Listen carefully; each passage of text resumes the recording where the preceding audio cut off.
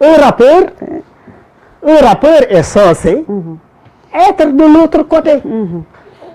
Et puis il faut pas penser que parce que les gens disent ce qu'ils pensent qu'ils sont des opposants. Parce que en fait, c'est qui un opposant? Qu'est-ce qui différencie Thiat et l'autre Ndour de APR nu mu tudd? Ndour. Ki sant Ndour te bokk APR nekkoon ministre de la jeunesse. Pas Malick Ndour. xam nga li différencier Thiat ak ñun. ak Pape Malick Ndour. wala Barthélémy Diaz. Barthélémy Diaz ak Pape Malick Ndour il cherche le pouvoir. Et vous et nous on ne cherche pas le pouvoir. Ouais, je suis d'accord. C'est toute la différence. Ouais. Donc en fait pour man il faut apporter des réponses appropriées.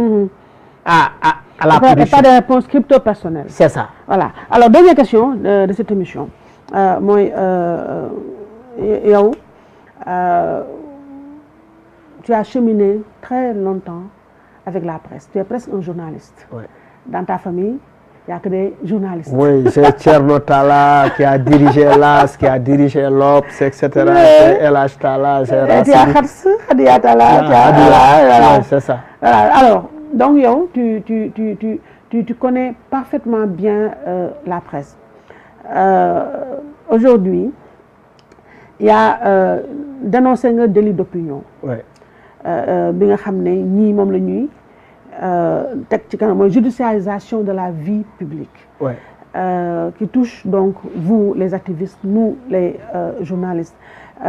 Léegi presse bi nekk ci situation bi délicate gis nga ay groupe de presse ñu ngi tëj man ak yow ñu ngi GFM bien que wax naa ko démb ñu bëri gëmuñu ko man ak yow mosuñu gisante Futurs Médias. déedéet. yaa ngi fa. je t'ai jamais maa ngi fa. man je ne m'y rends que les vendredis à partir de 21h. Man aussi je ne m'y rendais que quand j'avais des émissions donc sinon on s'est jamais vu là-bas.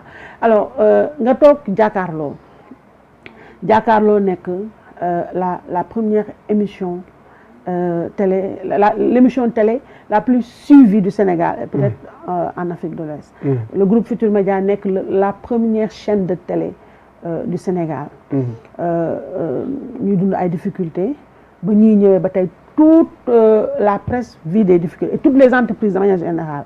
Mais bu ñu ko recentré ci groupe Futurs Médias gis nga semaine bi ça fait aussi le buzz un tout petit peu parce que annoncé nañu restructuration qui va toucher des emplois malheureusement et tout Jakaarlo Badara Gadiaga un des piliers de l'émission comme toi yow ndax yow yaa ngi bëgg a yàgg Jakaarlo tu fais partie des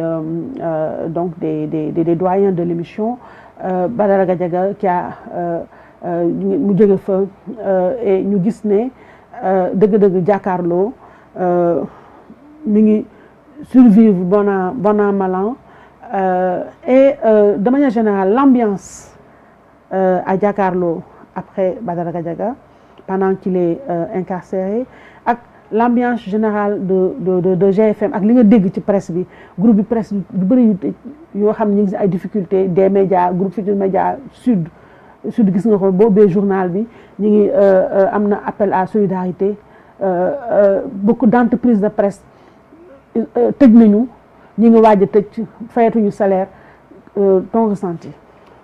Oui, d'abord pour Jakaarlo il est vrai que boo tàmmee def ak benn nit émission Badara est quelqu'un de très bien. Non seulement ñëw Badara Gadiaga ci émission bi rek c'est très intéressant. Il venait avec ses amis qui l'accompagnaient etc. Quelqu'un de très et puis li ma doon remarquer à chaque fois bu ñu defee pause day génn dem jëli kaasu ataayam ñëw donc très bon et puis très courtois. C'est très urbain. Bon et puis waa nit bu ñu manqué la quoi. Mais juste après Badara Gadiaga émission bi ñu def c'était à nombre de vues yi mu am et pourtant les gens avaient appelé au boycott. Donc c'est pour dire que je sais pas qui a fait le casting de Jakaarlo probablement Bouba lay doon. Je pense que c'est un génie. Parce que on arrive quel que soit nit ñi fa toog à faire marcher l'émission. Parce que c'est une habitude. Oui, parce que les gens. À Jakaarlo les gens ne discutent pas avant. duñu daje duñu gisee. Moi je connais pas chez Bouba Ndour. Ah ouais? Non, je connais pas chez Bouba, je ne le vois pas, je ne le vois que pendant Jakaarlo. lu weesu loolu bu ñu amee ay xew bu amee xew ma dem bu ma amee xew mu ñëw. Mais on ne se fréquente pas. Donc et pourtant c'est un ami. De plus de 25 ans. Donc y a d'ailleurs émission bi moo ñu boole. et cetera et cetera. Et puis li agréable mooy chaque invité.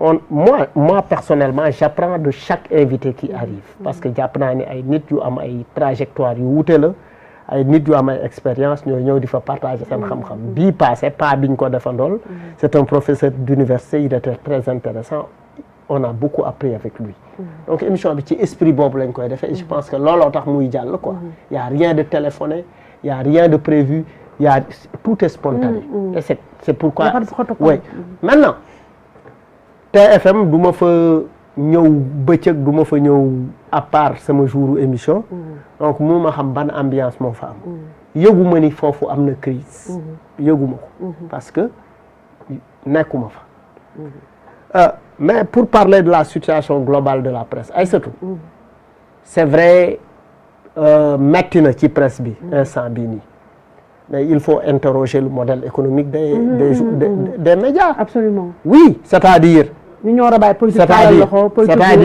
C'est-à-dire. Je suis d'accord. Est-ce que ça ne veut pas dire que la presse était entretenue par des politiques? Oui, bonne question. Est-ce que ça ne veut pas dire cela? Bonne question, je suis d'accord. Pour moi, quand on décide d'avoir un média, il faut aussi avoir son modèle économique. Absolument, je suis d'accord. Ne pas être au crochet des hommes politiques. Perdre sa liberté. Parce que quand on est au crochet des hommes politiques, on n'est pas indépendant. On n'est pas indépendant. C'est-à-dire on a une opinion commandée ou des émissions à la commande. Pour moi, état bi nag war na ci jàpp parce que foo dem ci àdduna on soutient la presse. Il y a une aide à la presse. L'État ne doit pas se dérober de l'aide à la presse. L'État doit soutenir la presse pour la démocratie. Parce que la démocratie, c'est l'expression des contraires. C'est l'expression des... Et la presse s'appelle le média. Le média, il est au milieu. D'accord. Donc, dañu war a jàppale presse bi bu baax a baax. Mais ça ne veut pas dire que la presse doit être au crochet, effectivement, de l'État. Donc, c'est vrai que Sud, média bu am solo la. Mais qu'est-ce qui s'est passé entre-temps? Économiquement, qu'est-ce qui s'est passé? Pourquoi est-ce que la presse aussi s'est adaptée aux mutations? En France, le journal physique n'a pas disparu. Non. Les Figaro ñu ngi déroulé, mais ils se sont adaptés. Au numérique. Au numérique. Au digital, oui. Etc., etc. Donc, en fait, pour moi, c'est des pistes de réflexion. Absolument. Et la presse aussi doit se retrouver pour faire ses propres assises. Pour discuter de ce qui ne va pas. De qui est journaliste et de qui ne l'est pas. Ça c'est fondamental. Parce qu'aujourd'hui, c'est un fourre-tout. Maintenant, dañu toll ci jamono boo xamante ne chaque personne est un média. Il suffit d'avoir un téléphone pour être un média. Ouais. C'est malheureux. Ouais. Alors, mais par curiosité, il faut la dire vraiment en 2 secondes. Émission bi indi coow li entre Badara Gadiaga Amadou Ba yéen naka ngeen ko dundee à l'intérieur surtout après répercussions yi pour terminer définitivement cette émission. Man bu coow amee ci émission je suis gêné. Pourquoi? Parce que pour moi dans une émission les gens doivent discuter. Parce que dans une émission